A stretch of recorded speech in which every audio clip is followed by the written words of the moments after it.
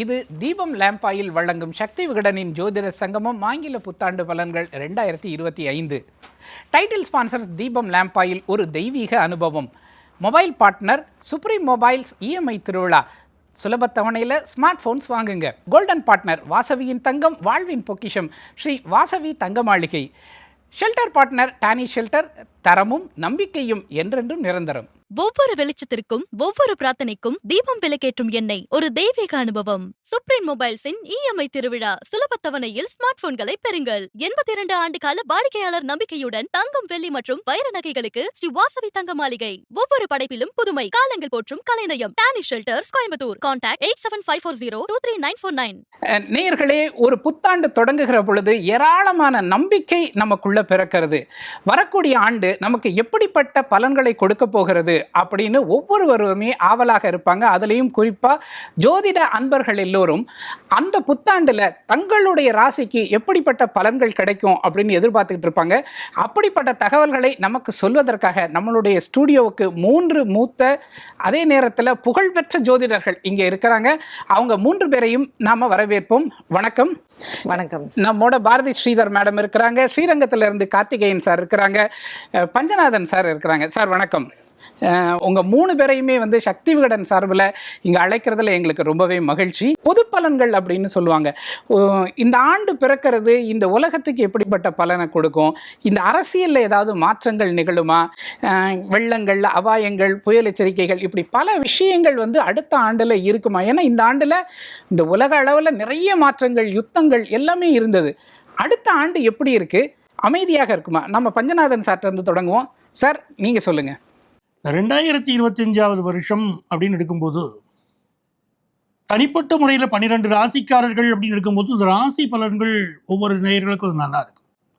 ஆனால் நீங்கள் கேட்குறது எப்படின்னா, இந்த ஆண்டு உலக பலன் எப்படி இருக்க போகிறது அப்படின்னு குறிப்பிட்டு கேட்குறேன்.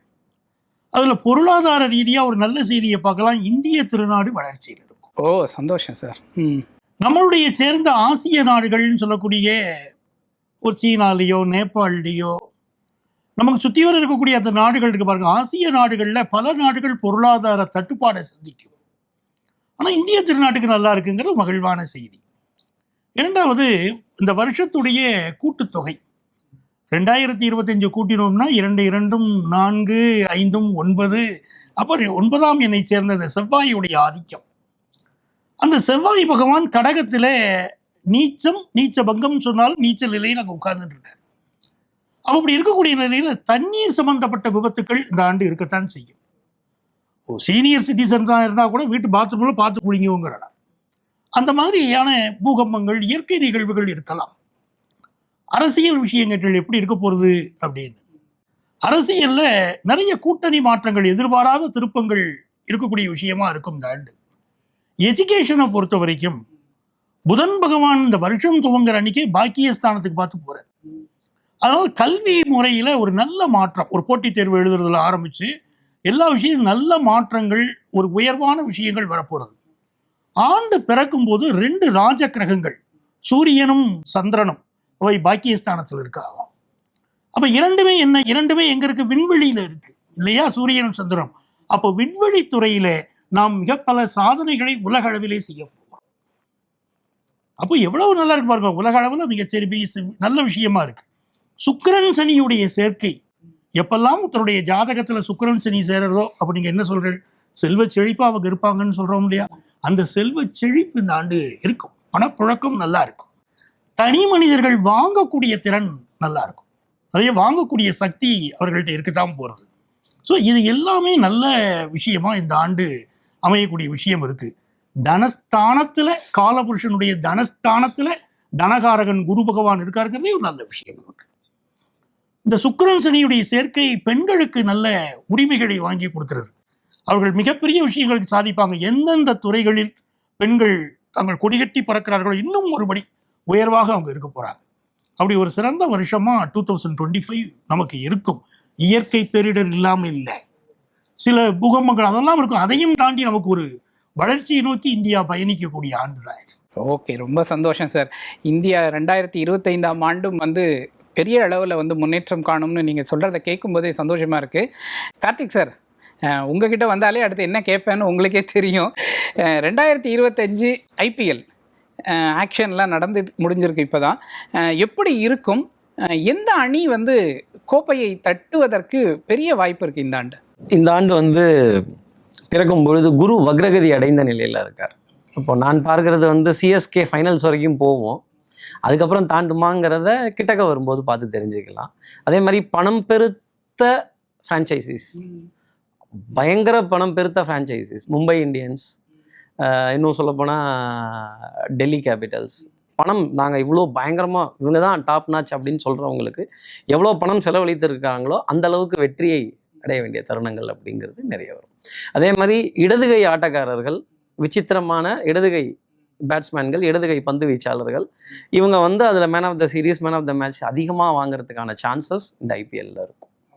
இதையும் தாண்டி ஐயா சொன்னார், ரொம்ப சந்தோஷமான செய்திகள் எல்லாம். நான் சொல்ல போகிறது வந்து ஒரு எச்சரிக்கை தான். இது கொஞ்சம் ஹிஸ்ட்ரியை திருப்பி பார்க்கணும். அடுத்து என்ன வரப்போகுதுங்கிற ப்ரெடிக்ஷன் சொல்கிறப்போ கொஞ்சம் ஹிஸ்ட்ரியை திருப்பி பார்க்கணும், என்னென்ன கிரகங்கள் சேருது அப்படின்னு. மார்ச் மாதம் 15ஆம் தேதி முதல் ஏப்ரல் மாதம் 15ஆம் தேதி வரை ரொம்ப எச்சரிக்கையாக இருக்க வேண்டிய ஒரு டைம் பீரியட்.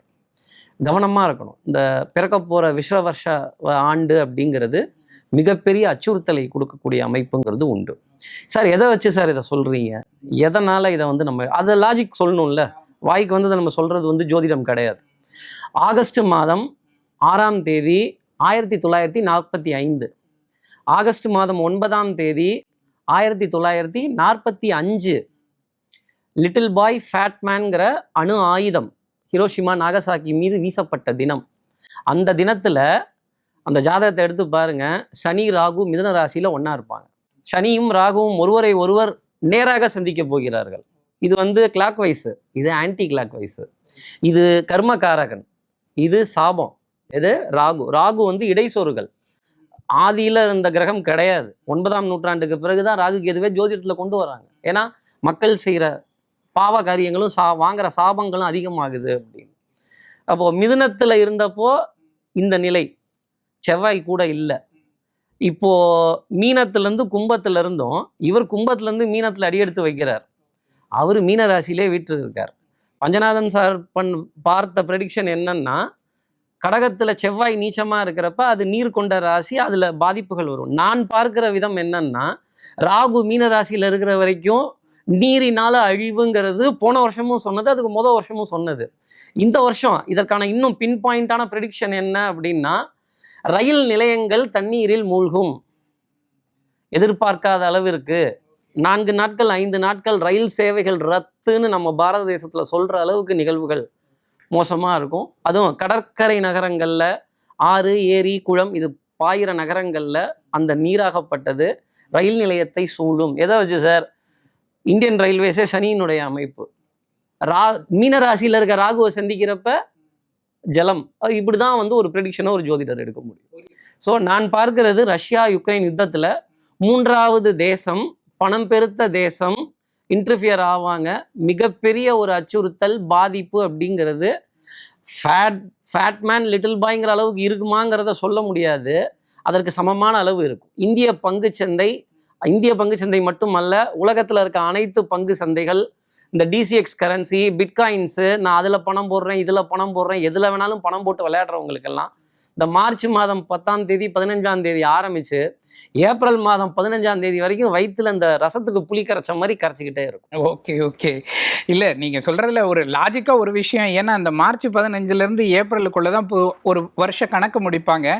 அதில் வந்து கேபிட்டல் கெயின் டாக்ஸஸ் எல்லாம் கட்டுற டைம். அதனால் வழக்கமாகவே அந்த டயத்தில் பங்குச்சந்தைங்கிறது வந்து ஒரு இறக்கத்தில் வரும் சஞ்சாரம். இன்னொன்று, நான் இப்போ சமீபமாக கடந்து வந்து 2031 வரைக்கும் ரொம்ப மிகப்பெரிய அதெல்லாம் எதுவும் உறுதி கொடுக்க முடியாதுன்னு நிறைய ஜோதிடர்கள் சொல்கிறாங்க. ஆனால் நான் பார்க்கிறது, இப்போ குரு ரிஷபராசியில் இருக்கார்.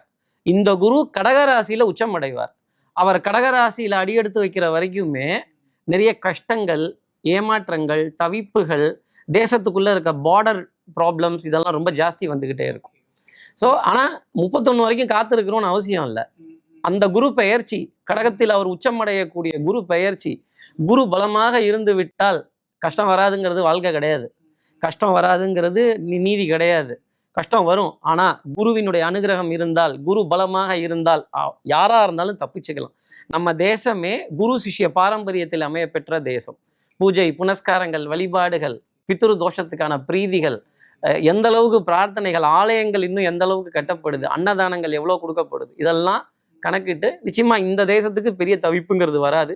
யுத்தத்துக்கான அச்சுறுத்தல் இருக்கும்.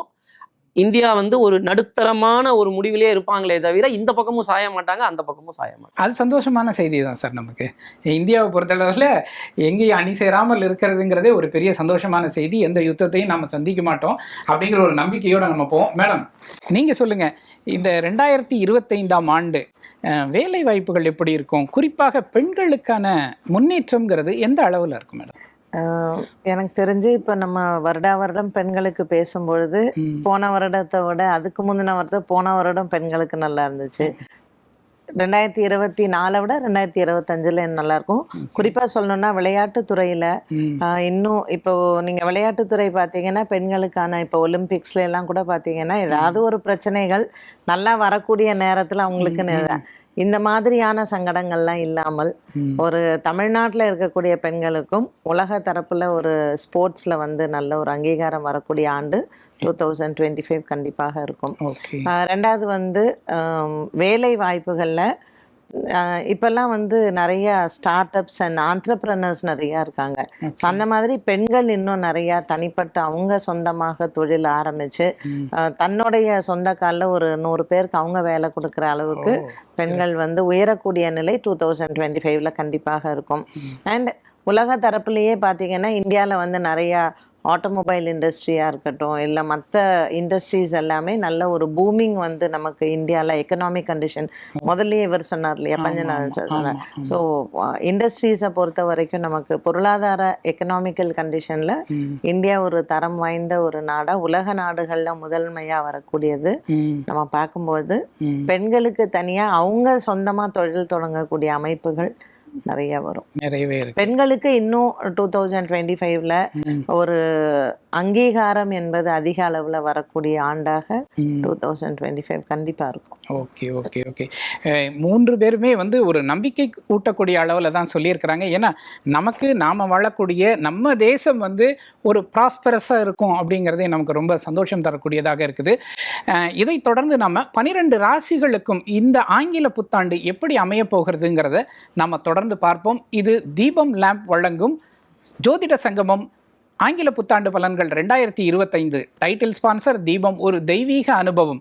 Mobile partner supreme mobiles EMI திருவிழா.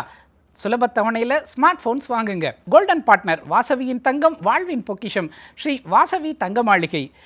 ஷெல்டர் பார்ட்னர் டானி ஷெல்டர், தரமும் நம்பிக்கையும் என்றென்றும் நிரந்தரம். கார்த்திகை மாதம் இது வாழ்வின் மாற்றத்திற்கான நேரம். இருளை நீக்கி வீடெங்கும் நல்வொளியை வீசும் தூய தீபம். தீபம் விளக்கேற்றும் எண்ணெய் ஒரு தெய்வீக அனுபவம். சுப்ரீம் மொபைல்ஸின் இஎம்ஐ திருவிழா. 24 month no cost EMI, 0 down payment, சுலபத்தவணையில் ஸ்மார்ட் போன்களை பெறுங்கள். Supreme mobiles. கான்டாக்ட் 9858798587. புத்தம் புது கலெக்ஷன்ஸ், பாரம்பரிய டிசைன்ஸ், 82 ஆண்டு கால வாடிக்கையாளர் நம்பிக்கை. தங்கம், வெள்ளி மற்றும் வைர நகைகளுக்கு ஸ்ரீ வாசவி தங்க மாளிகை. தற்போது திண்டுக்கல், மதுரையில். வாசவி தங்கம் வாழ்வின் பொக்கிஷம். தொடர்புக்கு 9360735592. ஒவ்வொரு படைப்பிலும் புதுமை, காலங்கள் போற்றும் கலைநயம், தரமும் நம்பிக்கையும் என்றென்றும் நிலைத்து நிற்கும் டானி ஷெல்டர்ஸ், கோயம்புத்தூர். கான்டாக்ட் 87540 23949.